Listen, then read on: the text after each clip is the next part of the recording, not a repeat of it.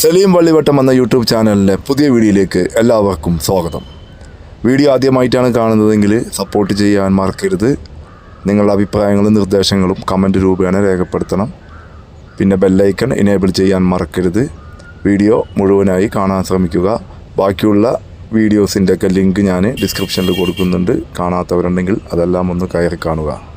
ഇതിങ്ങനെ ചെയ്തില്ല എന്നുണ്ടെങ്കിൽ ഇവരിങ്ങനെ വളരാനുള്ള ടെൻഡൻസിയാണ് കാണിക്കുക. അപ്പം അതുകൊണ്ടാണ് നമ്മൾ പ്രൂൺ ചെയ്ത് ട്രെയിൻ ചെയ്ത് നിർത്തണത് കേട്ടോ.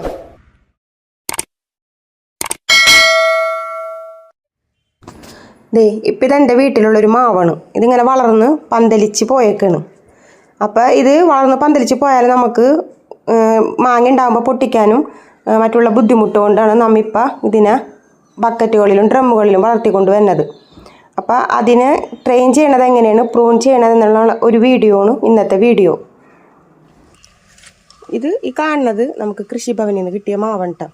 അപ്പോൾ ഇത് വളർന്ന് നിൽക്കണത് ഇങ്ങനെ വളഞ്ഞാണ് വന്നേക്കണത്. അപ്പോൾ ഇത് ഞാൻ നട്ടേക്കണത് ബക്കറ്റിലാണ് നട്ട് കൊടുത്തേക്കണത്.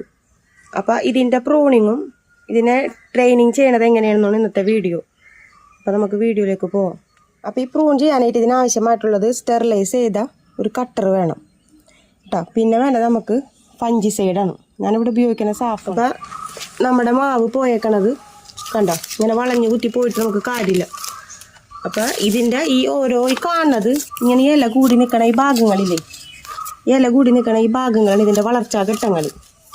അപ്പോൾ നമുക്ക് നമ്മളുടെ ആവശ്യത്തിനനുസരിച്ച് നമുക്ക് എന്തോരം വേണം അതനുസരിച്ച് നമുക്ക് കട്ട് ചെയ്ത് കൊടുക്കാം. കട്ട് ചെയ്യുമ്പോൾ ഈ വളർച്ചാ ഘട്ടത്തിൻ്റെ ഈ ഭാഗങ്ങൾ തന്നെ ഉണ്ടോ, ഇതിൻ്റെ കുറച്ച് മുകളിലായിട്ട് കട്ട് ചെയ്യാനായിട്ട് നല്ലത്. എല്ലാന്നുണ്ടെന്നുണ്ടെങ്കിൽ ഇതിങ്ങനെ പെട്ടെന്ന് ഉണങ്ങിപ്പോകാൻ ചാൻസ് ഉണ്ട് കട്ട് ചെയ്ത് കഴിയുമ്പോൾ. അപ്പോൾ ഞാൻ എങ്ങനെയാണ് കട്ട് ചെയ്യണത് കാണിച്ചു തരാം.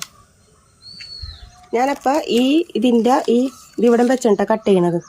ഇതിൻ്റെ ഈ നോടിനോട് ചേർന്ന് കട്ട് ചെയ്യാണ്ട് ഇച്ചിരി കയറ്റി വെച്ചാണ് കട്ട് ചെയ്യണത് കേട്ടോ.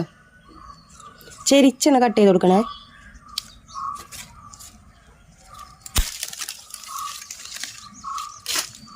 ചെരിച്ച് കട്ട് ചെയ്താൽ ഈ ഭാഗത്ത് നമുക്ക് ഫംഗിസൈഡ് പറ്റി കൊടുക്കാം.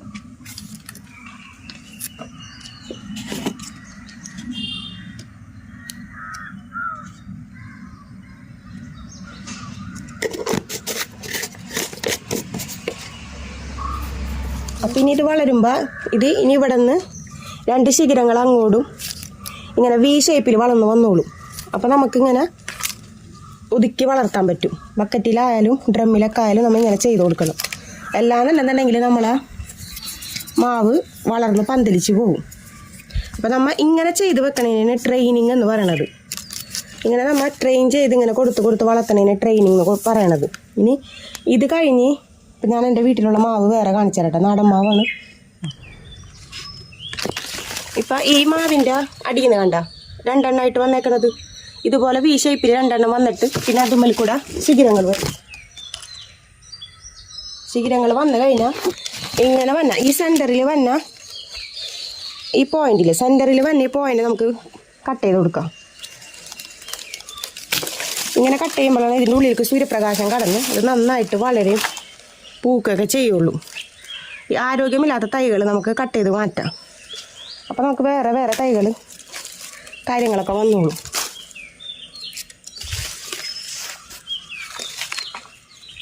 സെൻറ്റർ ഭാഗത്തു നിന്നുള്ളത് എപ്പോഴും കട്ട് ചെയ്ത് കൊടുക്കണം. അപ്പോൾ അതിൻ്റെ ഉള്ളിലേക്ക് സൂര്യപ്രകാശം അടിക്കുള്ളൂ. എന്നിട്ട് ഈ കട്ട് ചെയ്ത ഭാഗത്തൊക്കെ നമ്മൾ ഫംഗിസൈഡ് വെട്ടി കൊടുക്കാം. ഇങ്ങനെ ചെയ്ത് നിർത്തണേനാണ് നമ്മൾ പ്രൂണിങ് എന്ന് പറയണത്. ഇങ്ങനെ നമ്മൾ ചെയ്യുന്ന പ്രക്രിയയാണ് നമ്മൾ പ്രൂണിങ് എന്ന് പറയാം. ഒരുവിധം പ്ലാന്റ് വലുതായി കഴിഞ്ഞ് ഇങ്ങനെ കൊമ്പ് ഇങ്ങനെ കോതി കൊടുക്കണേനാണ് പ്രൂണിങ് എന്ന് പറയാം.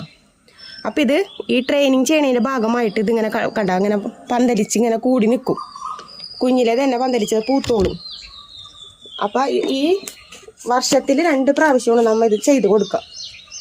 മാവിൻ്റെ സമയം എന്ന് വെച്ചിട്ടുണ്ടെന്നുണ്ടെങ്കിൽ വർഷത്തിൽ 2 പ്രാവശ്യം ചെയ്ത് കൊടുക്കുക.